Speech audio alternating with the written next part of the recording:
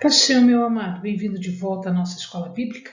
Nós estamos estudando o livro do profeta Jeremias. Então pega a sua Bíblia, pega o seu caderno de estudos, ora ao Senhor, pede a Ele discernimento, entendimento, conhecimento, sabedoria. Pede a Ele proteção, para que nós possamos desvendar dos seus mistérios. Nós estamos na primeira grande parte, profecias relacionadas com a história, e agora a gente passou já para o segundo bloco, que vai do capítulo 21 até o capítulo 25. São os pronunciamentos contra os reis de Judá e os profetas falsos. Mais especificamente ainda, porque Jeremias já está falando disso há alguns capítulos. Nesse bloco, então, do capítulo 21 até o capítulo 25, nós vamos ter estas subdivisões. Zedequias, que vai apelar para Jeremias, a capitulação diante dos invasores, a mensagem que se dá à casa real, o julgamento da casa real, as acusações contra os profetas de Judá, a parábola dos figos bons e dos figos maus e a desolação que é confirmada no final desse conjunto. Em relação a Zedequias, ele em 589, 588, Zedequias vai conversar com Jeremias quando Nabucodonosor marchava ainda pela Palestina. Antes dele sitiar Jerusalém, antes de capturar as cidades de Jerusalém, ele estava marchando contra todas estas cidades, mas Jeremias já estava dizendo ao povo que, junto com Nabucodonosor, estava o Senhor. Ou seja, Nabucodonosor não estava sozinho nesta luta contra os judeus, contra Jerusalém. Jerusalém e as cidades todas de Judá enfrentavam não só Nabucodonosor, mas também ao Senhor, por conta de todas as mensagens que ele enviou e nenhum retorno, nenhum arrependimento. Então, nesta época, mais ou menos nesse intervalo, Passur vai ser mandado a falar com Jeremias. Ele e Sofonias, que não é o profeta, mas Sofonias, filho de Maaseses. Bom, nós falamos agora há pouco de um Passur, só que aquele Passur não é o mesmo Passur. Este Passur, a Bíblia diz que é o filho de Malquias, eles tinham o mesmo nome. Então Passur e Sofonias vão conversar com Jeremias, querendo saber de Jeremias o que dava para fazer, o que ia acontecer, enfim. Os líderes estão pedindo para Jeremias o seguinte: Jeremias, pede por nós, intercede por nós.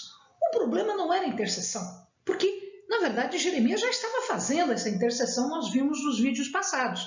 O problema era a conversão das pessoas, era o arrependimento das pessoas. Enquanto as pessoas não se arrependem, não adianta intercessão, porque intercessão só funciona quando existe arrependimento. Jeremias o que fala para eles? Nada vai ser como vocês imaginam. Vocês estão entregues à Babilônia. Na verdade, ele fala aos caldeus, a Caldeia, toda a Caldeia.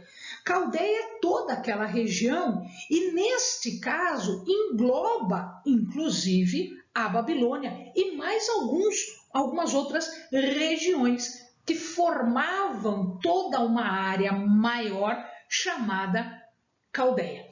Então, toda a Caldeia, a Babilônia e essas outras regiões haviam sido chamadas, haviam sido levantadas como um instrumento de castigo contra aqueles que não se arrependiam, não se emendavam. E Jeremias diz mais, que aqueles que sobrevivem à praga, à pestilência, ainda serão alvo de ação dos babilônicos, incluindo Zedequias. Zedequias também vai ser alvo do castigo que Deus estava levantando. Em seguida, no mesmo capítulo 21, o profeta fala a respeito da capitulação, ou seja, da queda de Jerusalém. Naquela época, havia uma forma de guerra que era praticamente absoluta destruição. Então, toda cidade que era ameaçada, que era cercada, que era alvo de um exército, ela tinha uma única forma de sobrevivência, de salvação, quando ela aceitava o poderio do agressor, da nação que era maior.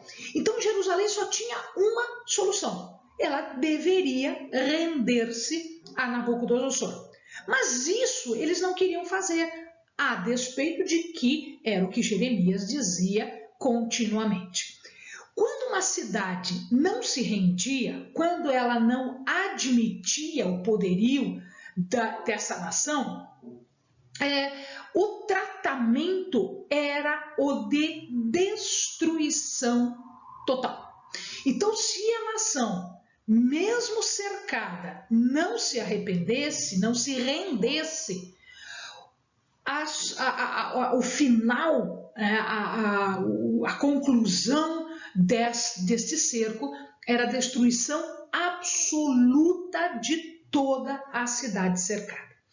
Em outras palavras, Jeremias estava dizendo para Zedequias que Deus havia entregue Jerusalém nas mãos de Nabucodonosor.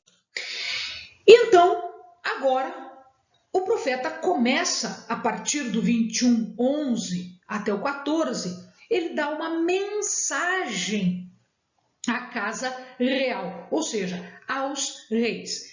Então, havia aqui um costume que era muito comum entre os reis. Os reis, antes do exílio, que a gente chama de reis pré-exílios, eles davam audiência ao povo antes do calor ficar muito forte. Então, normalmente, até meio-dia, 1h, já terminava tudo. Por quê? Meio-dia, 1h era a hora em que o calor ficava muito forte. Ele não era suportado, né? Ele era insuportável. Então, de manhã, ele dava audiência ao povo e depois, a hora que esquentava mesmo, que o tempo esquentava, então as pessoas estavam abrigadas do sol. E o profeta fala disso. Ele diz: levantem-se já de manhã e apliquem a justiça. Apliquem a justiça. Vocês são chamados a aplicar a justiça, vocês são chamados a dar audiência, mas vocês não estão fazendo isso.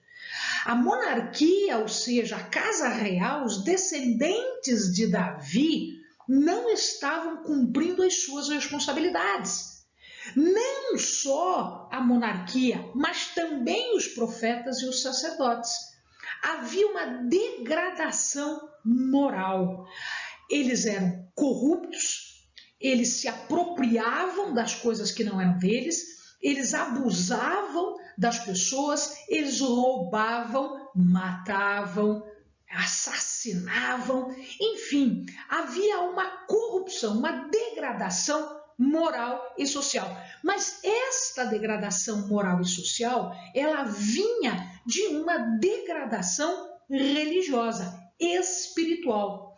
A obrigação era administrar a justiça, mas eles eram os primeiros a fazer injustiças.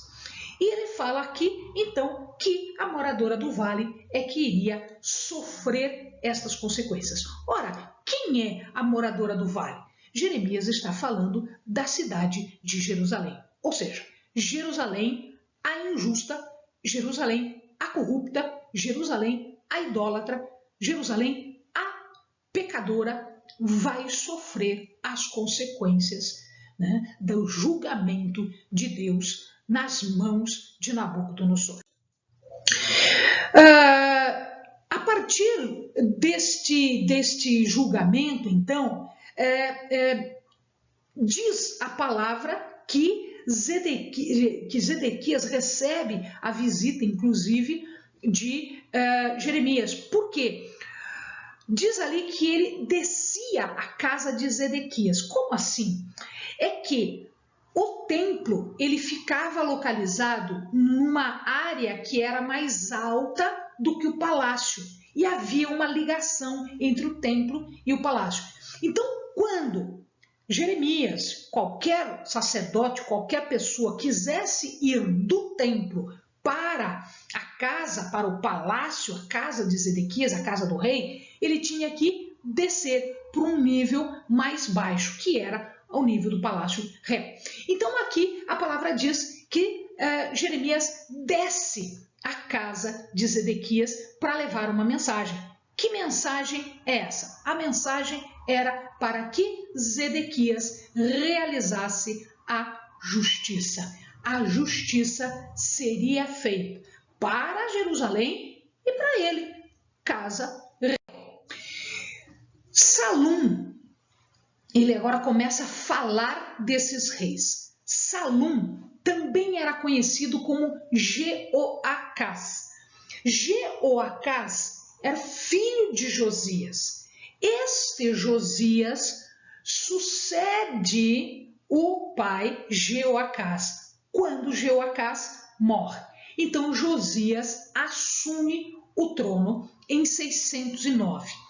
E ele reina por apenas 3 meses. É nesta época que o Egito vai brigar, vai guerrear contra Nabucodonosor e ele vai lá para Carquemes. Então, nesta ida, Josias intercepta o faraó Neco, ele é morto por Neco e quem entra no reinado é Salum ou Jeoacás. Ele fica 3 meses e Neco, que dominou, que venceu Josias, portanto, ele afasta Jeoacás e leva Jeoacás para o Egito.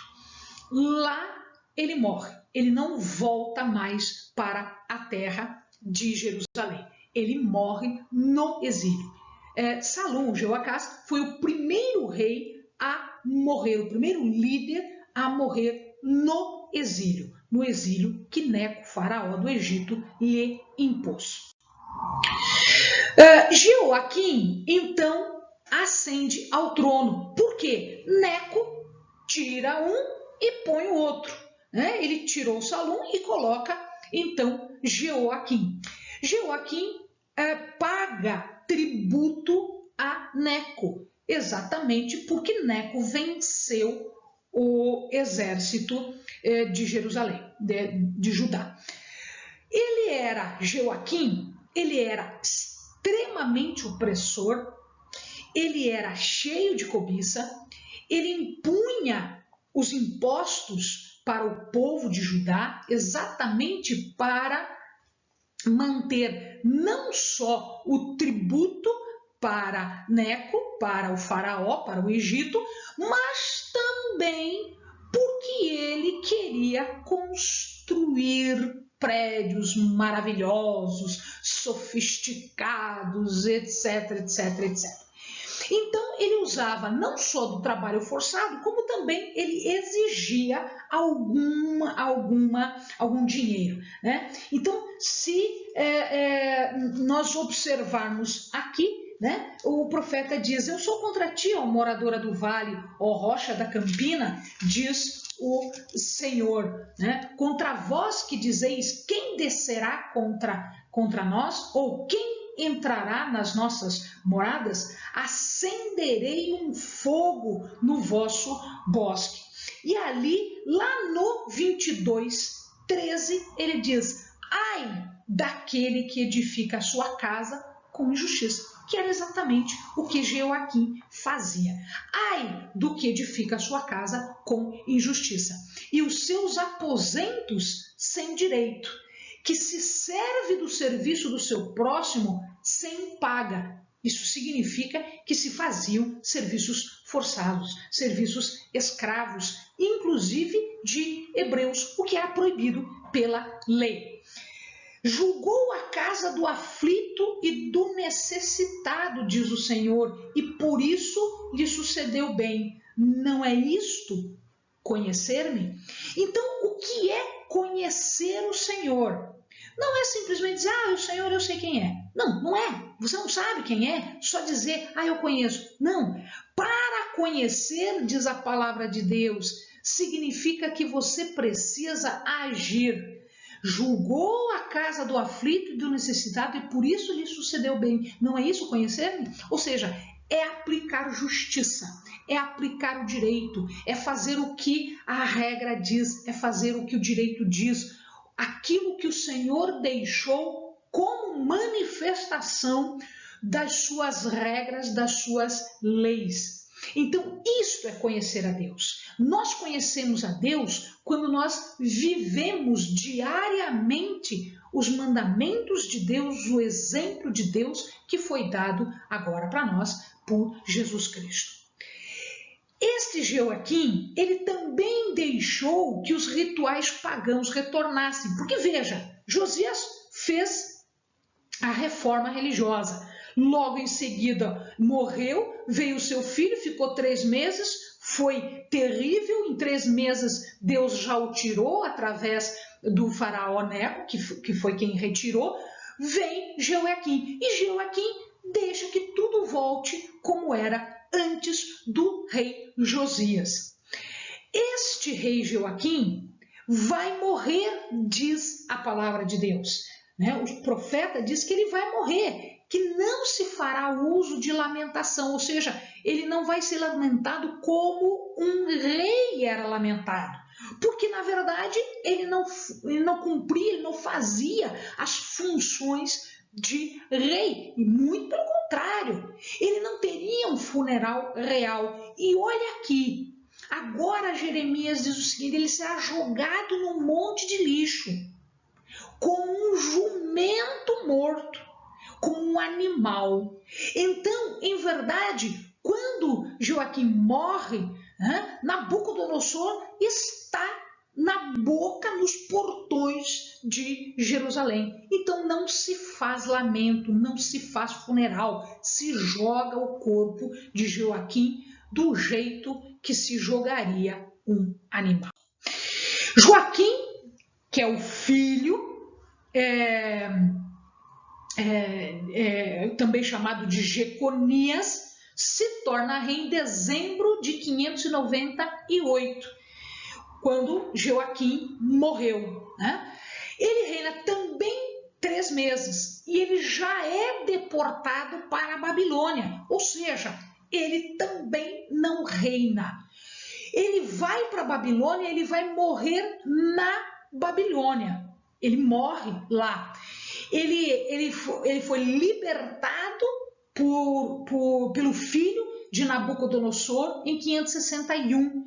E ele fica morando no Palácio Real. Mas a palavra não diz isso. Não, de fato, a palavra não fala isso. Como é que nós sabemos então que isso aconteceu?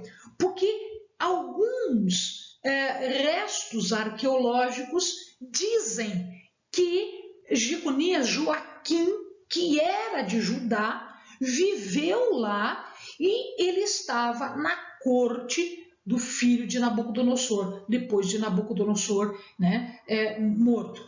Mas ele morre lá.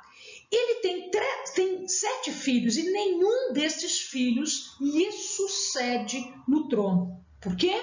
Porque Deus o considera um vaso ruim, um vaso de cerâmica inferior. Ele não era um vaso de honra, ele era vil.